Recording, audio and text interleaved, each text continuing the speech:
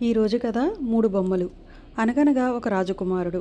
ఆ రాజకుమారుడికి వయసు వచ్చాక ప్రపంచమంతా తిరిగి వింతలు విశేషాలు తెలుసుకోవాలని కుతూహలం కలిగి దేశాలు పట్టి వెళ్తున్నాడు. అలా వెళ్తూ ఉండగా ఒక ఊరు వచ్చింది. ఆ ఊరిలో ఆ రాజకుమారుడు చూసిన వింత ఏమిటంటే, ఏ చెట్టును చూసినా, ఏ గోడను చూసినా, ఏ మేడను చూసినా మూడు బొమ్మలు కనిపించాయి. మొదటి చిత్రపటం ఒక అందమైన ఆడపిల్ల బొమ్మ. రెండో దాంట్లో ఆ అమ్మాయి ఒక అబ్బాయి పరిగెత్తుతున్నారు. మూడో చిత్రపటం రెండు భాగాలు చేశారు. పైభాగంలో వెనకటి బొమ్మలో పరిగెత్తుతున్న అబ్బాయికి ఉరిశిక్ష వేస్తుంటారు.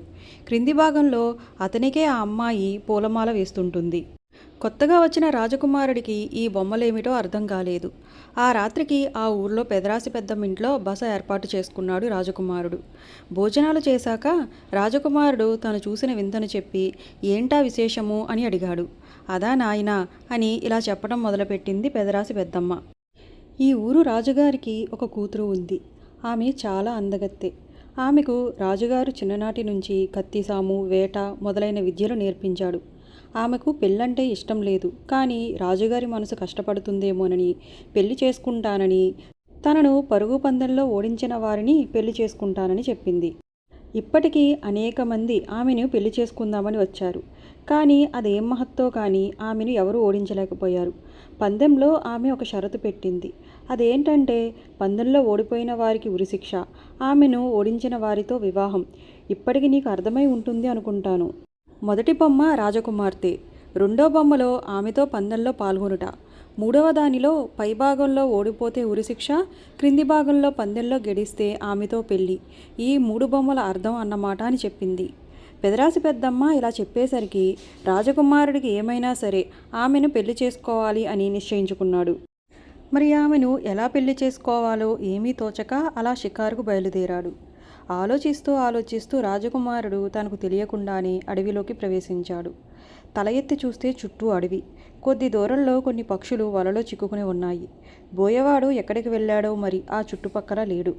రాజకుమారుడు పోయి వాటిని విడిపించి తన దారిన తాను తిరిగి వస్తుంటే, ఓ రాజకుమారా అన్నాయి పక్షులు. ఆశ్చర్యపోయి వెనక్కి తిరిగి చూశాడు రాజకుమారుడు. నీవు మాకు చేసిన ఉపకారాన్ని మేమెప్పటికీ మరువము. ప్రత్యుపకారం చేద్దామంటే ప్రస్తుతం మా దగ్గరేమీ కానుకలు లేవు. మా రాజుగారి దగ్గరికి రా, బహుమానాలు ఇప్పిస్తాము అన్నాయి పక్షులు. యువరాజు పక్షులకు ఉన్న ప్రత్యుపకారానికి సంతోషించి పక్షుల వెంట పక్షిరాజు వద్దకు వెళ్ళాడు. మంత్రి సామంతులంతా దర్బారులో కూర్చొని ఉన్నారు. సింహాసనంపై పక్షిరాజు కూర్చుని ఉన్నాడు. పక్షులన్నీ రాజకుమారుడు గురించి ఎంతో చెప్పగా విని సంతోషించి, పక్షిరాజు ఏ వరం కావాలో కోరుకోమని రాజకుమారుణ్ణి అడిగాడు. రాజకుమారుడు తలవంచుకుని ఆలోచించాడు. అలా ఆలోచించగా అతని బుర్రకు తలుక్కున ఒక ఆలోచన తట్టింది. అదే రాజకుమార్తె ఆలోచన. వెంటనే రాజకుమారుడు, ఓ రాజా, నాకు పెద్దగా కోరికలేమీ లేవు, కానీ ఒక చిన్న కోరిక ఉంది. అది తమరు తీర్చాలి. మహాప్రభు, ఇక్కడికి 10 మైళ్ళ దూరంలో ఒక రాజుగారున్నారు. ఆ రాజుగారి కూతుర్ని నేను పెళ్లి చేసుకోదలిచాను. కానీ ఒక అడ్డంకి మాత్రం ఉంది. ఆమెను పెళ్లి చేసుకోవాలంటే ఆమెను పరుగుబందంలో ఓడించాలంట. ఆమెను ఇంతవరకు ఎవరూ ఓడించలేకపోయారు. ఉపాయం చెప్పండి మహారాజా అన్నాడు. పక్షిరాజు కాసేపు ఆలోచించి, రాజకుమారా, అసాధ్యమైన కోరిక కోరావు. కానీ ఏం చేస్తాం? మీ మనుషుల్లాగా ఆడితప్పే రకం కాదు మేము. ఆమెను పందెంలో ఓడించడం కష్టం. దానికి ఒకటే మార్గం ఉంది. 7 సముద్రాలు దాటాక ఒక దీవి కనిపిస్తుంది. ఆ దీవి నడి మధ్యలో ఒక కొలను ఉంది. ఆ కొలను అట్టడుగున పాతాళ లోకానికి సొరంగం ఉంది. ఆ సొరంగం గుండా వెళ్తే ఒక మహాభయంకరమైన చోట 2 చెప్పులు వేలాడగట్టి ఉంటాయి. వాటిని తొడుక్కుని పరిగెత్తితే నీవు ఆమెను ఓడించగలవు అన్నాడు. అంత కష్టమైన పనిని నేనెలా చేయగలను స్వామి? ఆ పని కూడా తమరే చేసి పెట్టాలి అని జాలిగా ప్రార్థించాడు యువరాజు. పక్షిరాజుకు దయ కలిగి, అయితే మా సేనాధిపతిని పంపిస్తాను. ఆ దీవిలో నిన్ను దింపి వస్తాడు. మా సేనాధిపతికి ఇక్కడ చాలా పని ఉంది. అందుచేత నిన్ను తిరిగి తీసుకురావటానికి వీలు కాదు అన్నాడు పక్షిరాజు. అదే 10,000 అన్నాడు యువరాజు. రాజకుమారుడు పక్షుల సేనాధిపతిపై ఎక్కి కూర్చున్నాడు. రెయ్యమంటూ ఆకాశంలోకి ఇట్టే ఎగిరిపోయి విమానం కన్నా తొందరగా ప్రయాణం సాగించాడు సేనాధిపతి. కన్ను మూసి కన్ను తెరిచే లోపల 7 సముద్రాలు దాటి ద్వీపంలో దిగారు. సేనాధిపతి యువరాజుని దింపి తిరిగి వెళ్ళిపోయాడు. యువరాజు ఆ దీవంతా వెతికాడు. ఒక రాక్షస స్త్రీ కనిపించింది. ఆమె ఇది అది మాట్లాడి తనను పెళ్లి చేసుకోమని బలవంతం పెట్టింది. తను వచ్చిన పని చెప్పి ఆ పని పూర్తయ్యాక పెళ్లి చేసుకుంటానని నమ్మించాడు. ఆమె ఒక పసరు ఇచ్చి అది శరీరానికి రాసుకుంటే నీటిలో ఏమీ అపాయం ఉండదని, కళ్ళు మూసుకున్నా సర్వం కనిపిస్తుందని చెప్పింది. అలాగే పసరు రాసుకుని కొలనులోకి దూకి అట్టడుగుకు పోయి చూస్తే సొరంగం లాంటిది ఒకటి కనిపించింది. దానికి తలుపు ఒకటి అడ్డముంది. ఏం చేయాలని ఆలోచిస్తూ ఇటూ అటూ పచార్లు తిరుగుతుంటే దానంతటా అదే తలుపు తెరుచుకుంది. ఏమిటా అని చూస్తే అతని కాలి కింద కలువకాడ వంగి ఉంది. కాలెత్తితే కలువకాడ నిలబడింది. తలుపు మూసుకుంది. రహస్యం కనుగొని కలువకాడ వంచి సొరంగం గుండా ప్రయాణం చేయడం మొదలుపెట్టాడు. దారంతా చీకటిగా ఉంది. అలాగే తడుముకుంటూ పోగా పోగా అకస్మాత్తుగా వెలుతురు వచ్చింది. ఎదురుగా వాకిలి, పక్కగా ఒక ముసలి రాక్షసుడు కునికిపాట్లు పడుతూ ఉన్నాడు. వాడు నిద్రపోతూనే మీసాలు దువ్వుకుంటున్నాడు. కొండవీటి చాంతాడులా ఉన్నాయి వాడి మీసాలు. వాడి పేరు మీసాల రాక్షసుడు. రాజకుమారుడు మెల్లిగా వాడి దగ్గరికి వెళ్ళి మీసాలు దువ్వితే వాడికి బాగా నిద్ర పడుతుందని గ్రహించి మెల్లగా మెత్తగా దువ్వాడు వాడి మీసాలను. వాడు బాగా నిద్రలోకి జారుకోగానే మెల్లగా లోపలికి వెళ్ళాడు. అలా వెళ్ళగా ఒక గుహ అడ్డు వచ్చింది. అక్కడ ఒక రాక్షసుడు మెల్లగా అటు ఇటు తిరుగుతున్నాడు. ఆ గుహ చాలా భయంకరంగా ఉంది. చేతిలో కత్తి పట్టుకుని నిద్రపోతూనే కాపలా కాస్తున్నాడు ఆ రాక్షసుడు. వాడి పేరు బండనిద్ర రాక్షసుడు.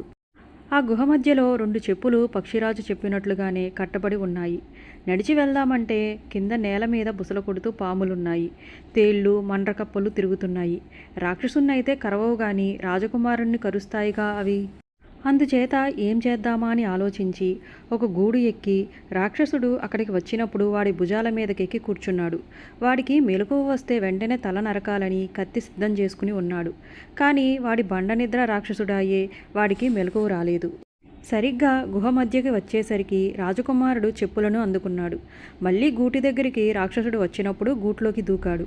చెప్పులు తీసుకుని మళ్ళా తిరిగి వస్తుండగా దారిలో ఒక రాక్షసుడు సారాయి తాగుతూ కూర్చున్నాడు. అప్పటికే వాడికి బాగా మత్తెక్కి ఉంది. వాడి పేరేంటో తెలుసా? సారాయి రాక్షసుడు. రాజకుమారుడు వెళ్ళి ఆ రాక్షసుడి చేత బాగా సారాయి తాగించాడు. ఎవరబ్బాయివి? చాలా మంచి పిల్లాడులా ఉన్నావే అని అడిగాడు రాక్షసుడు. నేను మామ నీ అల్లుణ్ణి, నా పేరు సారాయి అన్నాడు రాజకుమారుడు. ఎక్కడుంటున్నావు అని అడిగాడు రాక్షసుడు. సారాయి రాజ్యంలో సారాయి ఊరిలో సారాయి ఇంట్లో ఉంటున్నాను మామ.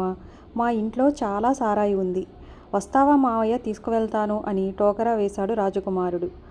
వస్తాను. సారాయి కోసం ఇక్కడ ముఖం వాచిపోయాను అన్నాడు రాక్షసుడు. మీ సారాయిపురానికి వస్తే మీ ఇంట్లో ఉండే సారాయి బావులోనే కాపురం ఉంటా అన్నాడు రాక్షసుడు. సారాయి రాక్షసుడు భుజాల మీదకెక్కి కూర్చున్నాడు రాజకుమారుడు. రాజకుమారుడు దారి చూపిస్తే సప్త సముద్రాలు దాటి రాక్షసుడు రాజకుమార్తె ఊరిలో కాలు పెట్టాడు. అప్పుడు రాజకుమారుడు, మామా ఇప్పుడైతే అంతా నిన్ను చూస్తారు. రాత్రికి రహస్యంగా మా ఇంటికి వద్దువు గాని, అప్పటి వరకు ఈ ఇంట్లో దాక్కుని ఉండమని చెప్పి ఒక ఇంట్లోకి తీసుకువెళ్ళి బయట గొల్లెం పెట్టి నిప్పంటించాడు. పాపం ఆ రాక్షసుడు ఒరేయ్ సారాయి సారాయి అని అరిచి చనిపోయాడు. తాను తెచ్చిన ఆ వింత చెప్పులు తొడుక్కుని రాజకుమార్తెను పందెంలో ఓడించాడు రాజకుమారుడు. రాజకుమార్తె రాజకుమారుణ్ణి పెళ్లాడింది. రాజకుమారుడు వెంటనే ఆ రాజ్యంలో ఉన్న 3 బొమ్మలు తీయించి రాజకుమారునికి రాజకుమార్తె పూలమాలలు వేస్తున్నట్లు ఉన్న చిత్రపటాలను రాజ్యం అంతా పెట్టించాడు.